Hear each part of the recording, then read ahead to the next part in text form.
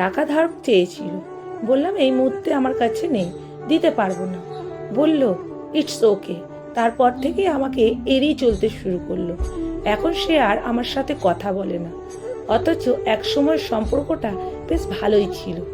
বাবা অসুস্থ, তিনি 1000 টাকা দরকার, ওষুধ কিনতে হবে। টাকা ধার চাইতে না করিনি, সঙ্গে সঙ্গে 3000 টাকা হাতে তুলে দিয়েছিলাম। টাকাটা পেয়ে পড়ল। পরশুদিন স্যালারি পেয়েই দিয়ে দিচ্ছি। বছর পেরিয়ে গেল। একদিন আমার দরকারে টাকাটা চাইলাম। বলল এতটা নিচ মন, এই কটা টাকা আমি কি দিতাম না, তার জন্য চাইতে হলো? এমনভাবে সে বলল আমি টাকা চেয়ে যেন বিরাট অপরাধ করে ফেলেছি। আমি আর টাকাটা পাইনি তার থেকে। আমি এখন তার কাছে অচেনা মানুষ। এই তো সেদিন ফটোশ্যুট করবে বলে আমার শখের ক্যামেরাটা কয়েকদিনের জন্য চেয়ে বসলো একজন। শখের জিনিস, তাই দিতে রাজি হলাম না। নিয়ে সে আমাকে অনেক কথা শুনিয়ে শেষে বলে গেল মানুষ খুব স্বার্থপর। তারপর থেকে আমি তার ফ্রেন্ড লিস্টেই নেই।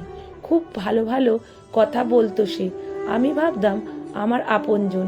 সেদিন ফোন করে বলল আমার পোস্টারটা তোমার পেজ থেকে শেয়ার করে দাও। বললাম চেষ্টা করব। তার পোস্টারটা শেয়ার করলাম না বলে সে কথা বলাই বন্ধ করে দিল।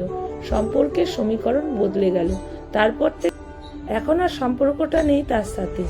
পড়ার জন্য একটা বই চেয়ে নিয়ে গেল, বলে গেল 1 সপ্তাহ পর ফেরত দিয়ে যাবে। মাস 7 পর আমি নিজের থেকেই বইটা চাইলাম।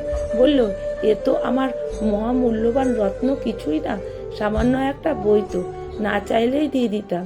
এমনভাবে বলল বইটা চেয়ে আমি নাকি তাকে অপমান করেছি। এখন দেখা হলে মুখ ফিরিয়ে চলে যায়, আর কথা হয় না। আমার লেখা পড়ে একজন ভীষণ প্রশংসা করত, সুন্দর সুন্দর কমেন্ট করত। আমাকে বলতো এমন লেখা আমাকে বেঁচে থাকার রসদ যোগায়। এই সূত্রে তার সাথে আমার পরিচয়। আস্তে আস্তে খুব ভালো সম্পর্ক তৈরি হয়ে গেল। এতটাই নিজের হয়ে গেল, আমি তখন তার সব থেকে বড় কাছের বন্ধু। একদিন সে নিজে একটা গল্প লিখে আমাকে পাঠিয়ে বলল তোমার পেজ থেকে পোস্ট করে দাও। আমি তার লেখাটা পোস্ট করলাম না বলে আমি হয়ে গেলাম তার প্রতিদ্বন্দ্বী। সে আর আমার লেখার প্রশংসা করে না, বরং আমাকে ইগনোর করেই চলে। হ্যাঁ, এটাই হয়। এইভাবেই পরিচিত কত মানুষ অপরিচিত হয়ে গেছে। চেনা খাতায় যাদের বন্ধু বলে আপনজন বলে জেনেছিলাম, তারা কত সহজেই চিনিয়ে দিয়ে গেল তার আসলে আমার কেউই নয়। কে বলেছে খারাপ ব্যবহার করলে মানুষ জীবন থেকে চলে যায়? মানুষ চলে যায় নিজের স্বার্থ পূরণ না হলে।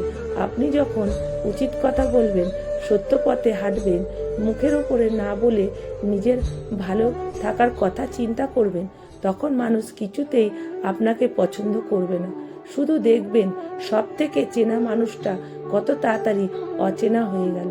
জানেন, এরা জীবন থেকে চলে গিয়ে খারাপ লাগে ঠিকই, তবে আফসোস হয় না।